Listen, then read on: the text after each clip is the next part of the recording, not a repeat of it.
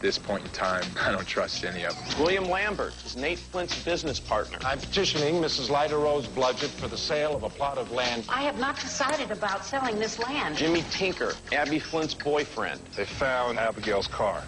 Mary Elizabeth wants to take the place of Abby. Stacy and Christian are very confrontational, in-your-face people. I'm telling you right now, I'm going to bust her right in the face if she says it again. I feel it'd be better if Kristen did die. I don't think the killer wants me.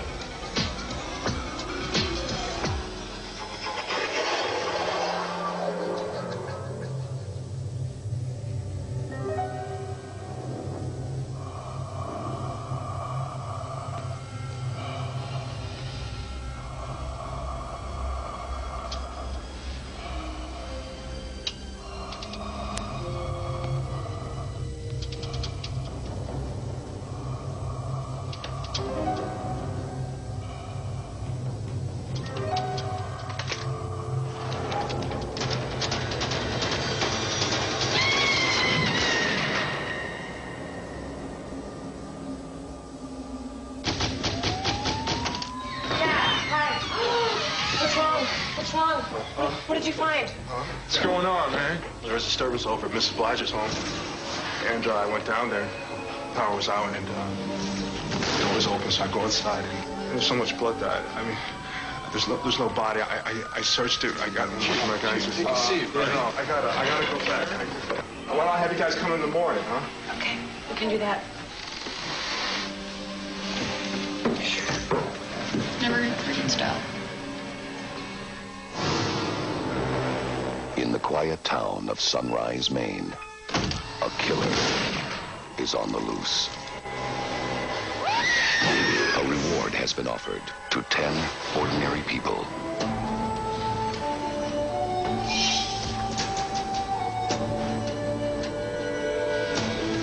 They have been sent to Sunrise to play the killer's twisted game.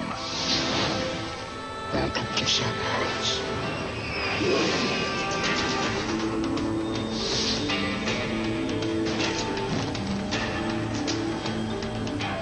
Now, they must enter the mind of a killer and solve the mystery before they are eliminated, one by one.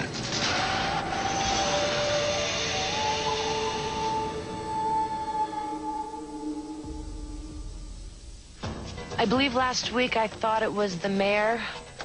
I still believe that. I think it's the mayor, though.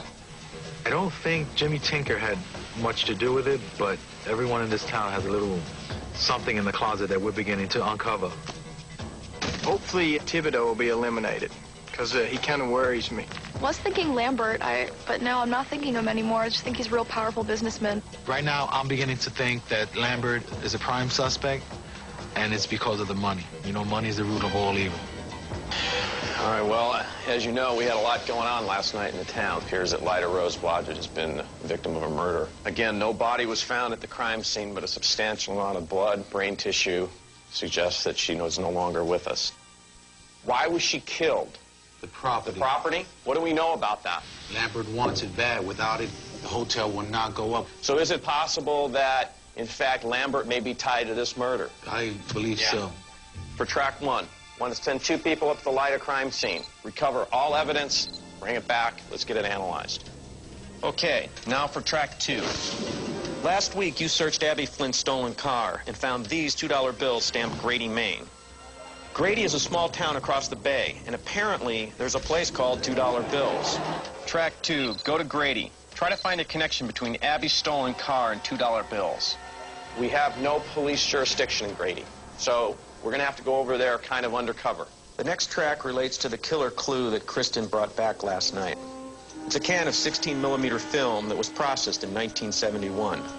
I believe this is one of the most significant clues we've gotten from the killer. I'm going to have you take a look at it now. My earliest memory was in 1941 when I was 8 years old. I remember running through a dark hallway filled with smoke. There were flames at my back, chasing me. My clothes were on fire, my hair was on fire, and there was no escape. Then a wall collapsed and I was outside. There was so much smoke and flame I couldn't see anyone, but somewhere I could hear people screaming, and the left side of my face had melted and my tongue had swollen. I couldn't do anything but run. I finally stumbled off the wharf and into the tide. A few days later, a fishing boat found me 40 miles away, barely alive and clinging to a piece of driftwood. They spoke almost no English and took me to Bar Harbor with them. I didn't see the town of Sunrise again until I was a man.